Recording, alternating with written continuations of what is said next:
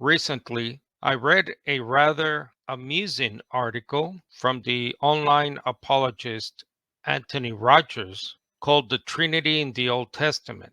It's amusing because it's full of erroneous statements, arguments, conclusions based on faulty facts about the Hebrew language.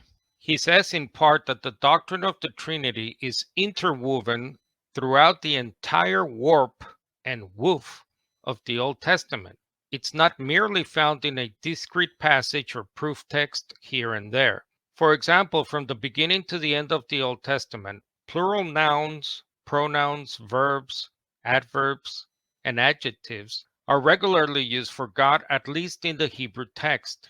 And then Anthony Rogers provides the following list. The word Elohim is used thousands of times for God. Adonai is used hundreds of times for Lord. Both of these words are plural nouns in Hebrew. A number of passages speak of the faces or presences or persons of God. God refers to himself as us, our, and we. The Old Testament says of God, they caused me to wonder, they appeared, they drew nigh, they went, and they judge.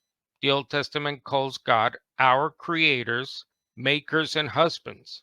The Old Testament says that God is holy, another plural. All of this and more can be found in the Old Testament, in spite of the fact that singular words are readily available in each instance where these words occur. If the prophetic authors of the Bible were Unitarians, we wouldn't expect them to speak about God in this way. Indeed, Unitarians do not typically speak this way in ordinary conversation and fall all over themselves trying to explain them when they are brought up. Suffice it to say, when it comes to the Hebrew word for God, Elohim, we all know that biblical Hebrew has many words that are plural in form but singular in meaning.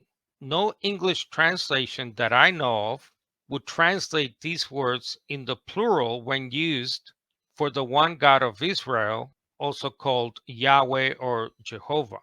When it comes to the word us of Genesis 1:26, Rogers claims that God refers to himself as us here.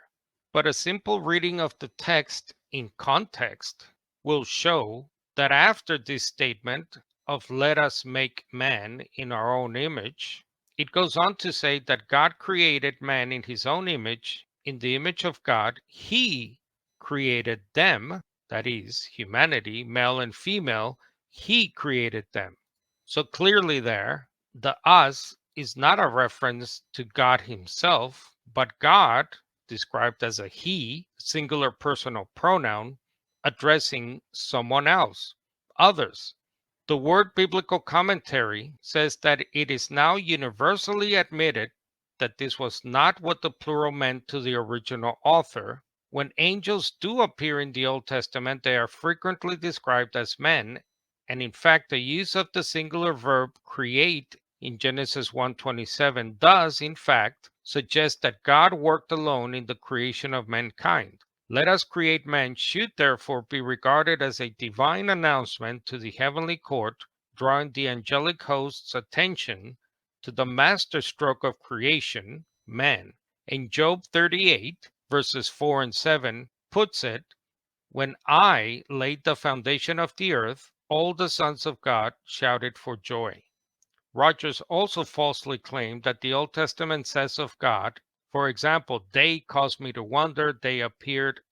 But again, the word biblical commentary on Genesis 20, verse 13, says that it is unusual that God here takes the plural verb, suggesting that gods might be a better translation, and this may represent an accommodation to Abimelech's polytheistic outlook. But the majority of commentators see the plural verb as an anomaly. Similarly, in Genesis 35, verse 7, the word biblical commentary says that the Greek has a singular verb here. In other words, the Jewish writers of the time understood it as saying God appeared to him. Rogers' other example of 2 Samuel 7:23, where again the LXX renders the verse as a singular verb with objective third masculine pronoun. That is, who is like your people Israel, whom God led him to pay a ransom for him for his people. And the parallel account in 1 Chronicles 17:21 uses a singular verb. In his conclusion, Anthony Rogers seems to miss the simple fact that there is no English translation that would translate the Hebrew in the sense of God being more than one person. For example, as gods or lords, as they, as creators, or as makers, which begs the question whether Anthony Rogers would also accuse all English translators of being, quote, Unitarians.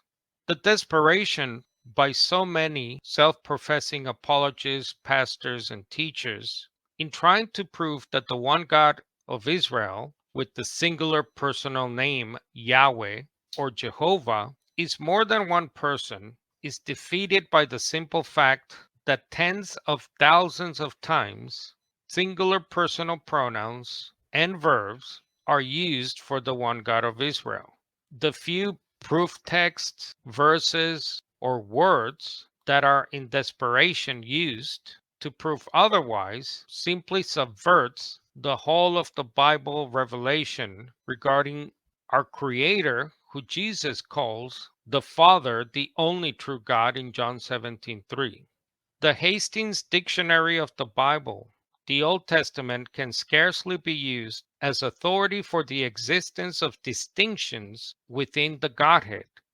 The New International Dictionary of New Testament Theology admits that the New Testament does not contain the developed doctrine of the Trinity.